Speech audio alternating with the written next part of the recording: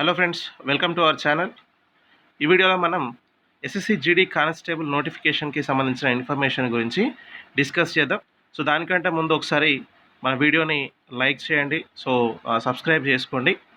So వీడియోని skip చేయకుండా end వరకు చూడండి. ఇక్కడ జీడీ కానిస్టేబుల్కి సంబంధించిన ముఖ్యమైన ఇన్ఫర్మేషన్ అండ్ ఇంపార్టెంట్ డేట్స్ అవన్నీ మనము డిస్కస్ చేద్దాం. సో ఎన్ని రోజులుగానో నిరుద్యోగులందరూ కూడా వెయిట్ చేస్తున్నటువంటి ఒక సువర్ణ అవకాశం ఇదని చెప్పొచ్చు. ఎందుకనంటే మనకి జీడీ కానిస్టేబుల్ నోటిఫికేషన్ అనేది రిలీజ్ అయింది. సో రిక్రూట్మెంట్ ప్రాసెస్ కూడా చాలా ఫాస్ట్గా కంప్లీట్ అవుతుంది. సో అండ్ ట్రైనింగ్, జాయినింగ్ ఇవన్నీ కూడా ఫాస్ట్గా మూవ్ అవుతూ ఉంటాయి. మీరు ఇక్కడ చూసినట్లయితే ఎస్ఎస్సి జీడీ కానిస్టేబుల్ పరీక్ష ఈసారి తెలుగులో కూడా కండక్ట్ చేస్తామని చెప్పడం జరిగింది. సో దానికి సంబంధించిన డీటెయిల్స్ చూద్దాం మనం. ఇక్కడ మీరు చూస్తే మనకి date of application notification issue చేసింది మనకి 24/11/2023 ఫుల్ నోటిఫికేషన్. అయితే ఇక్కడ మీరు ఒకసారి చూస్తే date of online applications submit చేయాల్సిన డేట్ గురించి ఇచ్చాడు ఇక్కడ. సో అదేంటి అని అంటే ఒకటి 24th, మీరు ఇక్కడ చూస్తే 24/11/2023 టు 31/12/2023. సో అంటే మనకి December 31 వరకు కూడా ఈ లాస్ట్ డేట్ అనేది ఉండడం జరిగింది. మనకి ఇక్కడ లాస్ట్ డేట్ ఉంది. అలాగే schedule of computer based examination అంటే మనకి ఇది ఆన్లైన్ ఎగ్జామ్ ఉంటుంది. ఆ ఎగ్జామ్ ఎప్పుడు ఉంది అని అంటే ఫిబ్రవరి, మార్చ్. సో ఈ 2 monthsలో ఎప్పుడైనా ఉండొచ్చండి. అంటే మనకి రీసెంట్గా ఎగ్జామ్స్ డేట్స్ కూడా టెంటేటివ్ డేట్స్ అనేవి అనౌన్స్మెంట్ అయినాయి. ఫిబ్రవరి ఎండింగ్లో అని చెప్పి టెంటేటివ్ డేట్స్ కూడా ఒకటి ఉండడం జరిగింది. సో ఒకసారి దాన్ని మనం చూసుకుంటే సరిపోద్ది. అండ్ నేను తర్వాత ఈ ఎగ్జామ్ డేట్స్కి సంబంధించి కూడా స్పెషల్ వీడియో అనేది చేస్తాను. అయితే ఇది మనకి ఎగ్జామ్కి సంబంధించిన ఇన్ఫర్మేషన్. అలాగే నెక్స్ట్ చూస్తే ఇక్కడ మనకి ఈసారి ఎగ్జామ్ అనేది తెలుగులో ఇచ్చాడు. Computer based examination will be conducted the commission English, Hindi and in 13 regional languages అని అన్నాడు. సో 13 రీజనల్ లాంగ్వేజెస్లో మరి లాస్ట్లో చూస్తే ఇక్కడ 12th one మనకి తెలుగు అని చెప్పేసి కూడా ఇక్కడ ఇచ్చాడు. సో తెలుగులో కూడా మనకి ఇవ్వడం జరుగుతూ ఉందండి. సో నెక్స్ట్ చూస్తే పే స్కేల్. ఇక్కడ మీరు పే స్కేల్ చూస్తే మనకి ఎంత ఉంటుంది, ఎంత మనకి శాలరీ అనేది వస్తుంది అని అంటే 27,700 నుంచి 69,100 వరకు. సో తర్వాత అలవెన్స్లు అవన్నీ కూడా దీనికి యాడ్ అయితే అనుకోండి, అది వేరే విషయం. సో తర్వాత వేకెన్సీస్ చూస్తే మనకి ఆల్మోస్ట్ 26,146. సో 26,146 ఇక్కడ మీరు లాస్ట్లో చూడొచ్చండి, ఇక్కడ ఉంది. సో అంటే మేల్, ఫీమేల్ ఇద్దరు అభ్యర్థులు కూడా అప్లై చేసుకోవచ్చండి. అంటే మేల్ అభ్యర్థులు, ఫీమేల్ అభ్యర్థులు ఇద్దరికి కూడా అవకాశం ఉంది.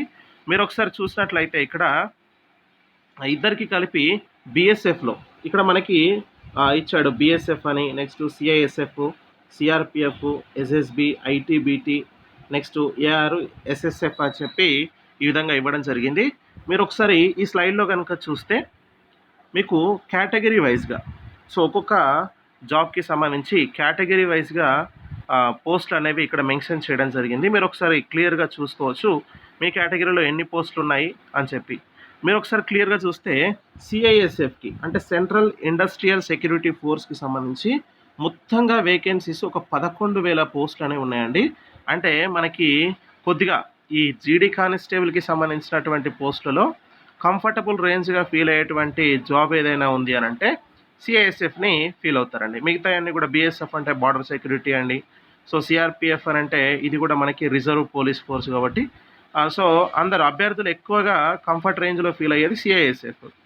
సో ఇందులో బాయ్స్కి చూడండి మీకు పోస్టులు ఎన్ని ఉన్నాయి అని అంటే 9,900 పోస్టులు ఉన్నాయండి.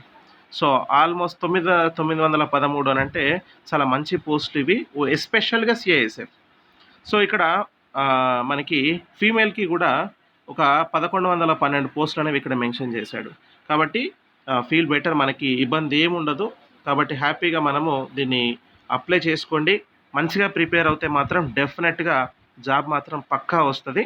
సో ఇది మనకి పోస్టుల గురించి సంబంధించింది. నెక్స్ట్ చూద్దాం. మనకి ఇక్కడ నెక్స్ట్ ఏముంది అని అంటే ఏజ్ లిమిట్ అండి. సో ఏజ్ ఏ విధంగా ఇచ్చాడు అని అంటే మీరు ఒకసారి చూస్తే మనకి ఏజ్ అనేది 18 to 23 years అండి. ఇక్కడ మీరు చూస్తే 18 to 23 years మధ్యలో ఉన్నటువంటి క్యాండిడేట్స్ అప్లై చేసుకోవచ్చు. అలాగే మనకి ఎగ్జాక్ట్‌గా డేట్ కూడా మెన్షన్ చేశాడు. ఎక్కడి నుంచి ఎక్కడి వరకి అంటే బర్త్ డేట్స్ కూడా మనకిక్కడ మెన్షన్ చేయడం జరిగింది. యాజ్ ఆఫ్ ఎప్పటి వరకి 1/1/2024 వరకి 18-23 సంవత్సరాల వయసు ఉండాలి అని చెప్పి మనకి మెన్షన్ చేశాడు ఇక్కడ చూస్తే మీకు.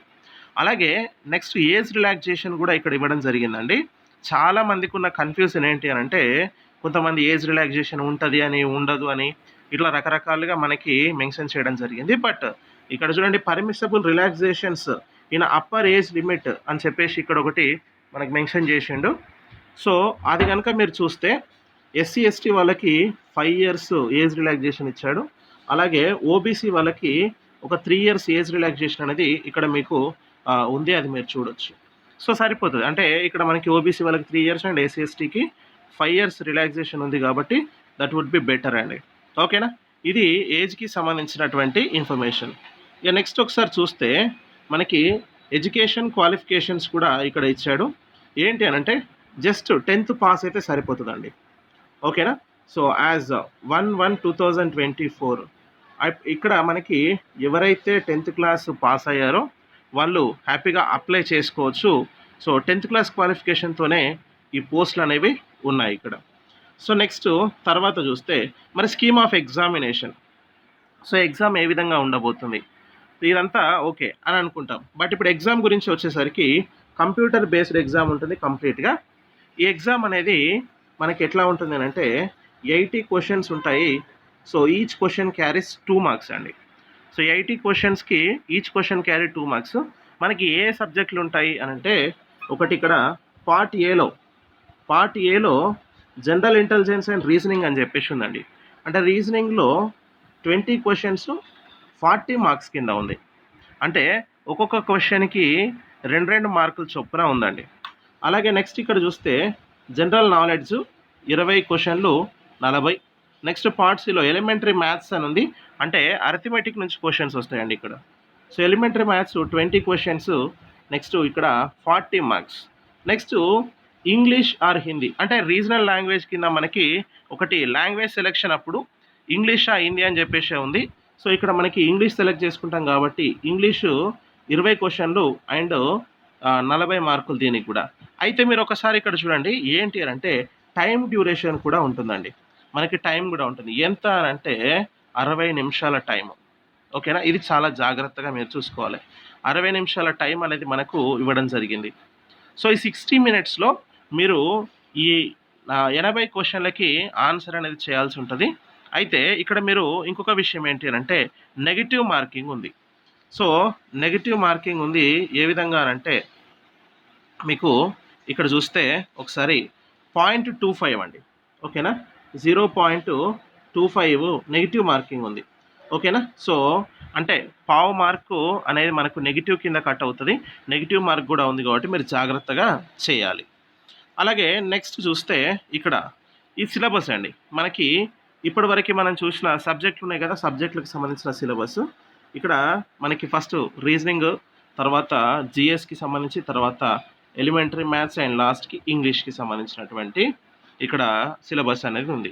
ఇక రెగ్యులర్ సిలబస్ మనకు తెలుసు, రీజనింగ్లో ఉండేటువంటి అంశాలు ఇవన్నీ కూడా మనకి ఇక్కడ analytical aptitude and ability to observe the distinguish pattern will be tested through questions అని చెప్పేసి. అంటే ఏం లేదు ఇక్కడ మనకి రీజనింగ్లో ఉన్నటువంటి verbal non verbal reasoning questions and ఇవి మాత్రమే ఉంటాయి ఇక్కడ.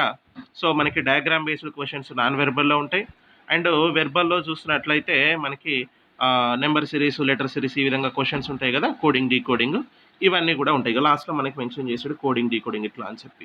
అదే అండి. ఇంకా తర్వాత జనరల్ నాలెడ్జ్ అండ్ జనరల్ అవేర్నెస్కి వచ్చేసరికి ఆల్ జిఎస్ టాపిక్ అనేది ఇక్కడ మనకి కవర్ అవ్వడం జరుగుతుంది.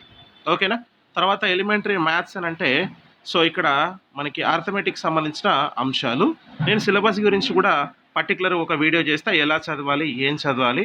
సో జనరల్గా ఇక్కడ మాత్రం మనము అప్లికేషన్కి సంబంధించిన ఇన్ఫర్మేషన్ నేను చెప్తున్నా, అంటే ఏ విధంగా ఇచ్చాడు మనకు అనేది. సో సిలబస్ వీడియో కూడా ఫుల్ వీడియో సిలబస్ పైన నేను ఒక అనాలిసిస్ అనేది కూడా చేస్తా అండి. సో నెక్స్ట్ తర్వాత ఇంతే. సో ఇది మనకి సిలబస్కి సంబంధించిన ఇన్ఫర్మేషన్. సో మనకి ఎగ్జామ్ డేట్స్ ఫిబ్రవరిలో అని చెప్పేసి అని అన్నాడు. సో ఇవి మాత్రం మీరు గుర్తుపెట్టుకోవాలి. అండ్ డిసెంబర్ 31కి లాస్ట్ డేట్ వరకు అభ్యర్థులు వెయిట్ చేయకుండా ముందే అప్లై చేసుకోవడానికి ట్రై చేయండి. ఆల్రెడీ అప్లికేషన్ అనేది ఓపెన్ అయింది కాబట్టి. ఓకేనా? రైట్. సో మనకి ఇది ఇన్ఫర్మేషను. మీకు ఫర్దర్గా ఏమైనా డౌట్స్ ఉంటే కామెంట్ సెక్షన్లో పోస్ట్ చేయండి. సో ఇది మనకు డేట్స్ అనేవి ఇక్కడ ఉన్నాయి మీరు చూసినట్లయితే. సో మనకి ఎగ్జామ్ ఫీజు అనేది 100 రూపాయలు ఉంటుందండి. సో మనకి జనరల్ అభ్యర్థులకి అండ్ ఎస్సీ ఎస్టీ ఉమెన్స్కి మనకి ఎగ్జామ్ ఫీజు అనేది ఉండదు. సో మిగతా వాళ్ళకి 100 రూపీస్ అనేది ఎగ్జామ్ ఫీజు ఉంటుంది. సో ఇది మీరు గుర్తుపెట్టుకుంటే సరిపోతుంది. రైట్ అండి. సో నెక్స్ట్ ఫర్దర్గా మనము దీనికి సంబంధించిన ఇంకా డీటెయిల్స్ అనేవి నేను చెప్తాను మీకు. So thanks for the watching. And మన ఛానల్ని సబ్స్క్రైబ్ చేసుకొని మీ ఫ్రెండ్స్ అందరికీ కూడా షేర్ చేయండి, ఇన్ఫర్మేషన్ యూజ్ అయ్యే వాళ్ళందరికీ కూడా. రైట్ అండి.